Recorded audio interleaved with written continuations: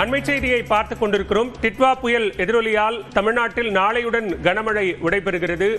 பல்வேறு மாவட்டங்களில் மழையின் தாக்கம் இருந்து வரக்கூடிய நிலையில் தற்போது வானிலை ஆய்வு மையம் இது தொடர்பான அறிவிப்பையும் வெளியிட்டிருக்கிறது. கூடுதல் விவரங்களோடு இணைகிறார் செய்தியாளர் லிபிகா. லிபிகா, விவரங்கள்.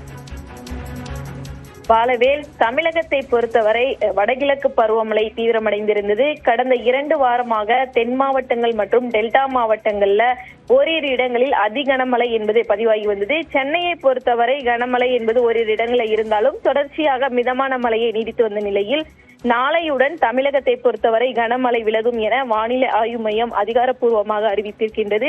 தொடர்ச்சியாக 2ஆம் தேதியிலிருந்து 6ஆம் தேதி வரை தமிழகத்தை பொறுத்தவரை லேசானது முதல் மிதமான மழை தொடரும் என வானிலை ஆய்வு மையம் தெரிவித்திருக்கின்றது.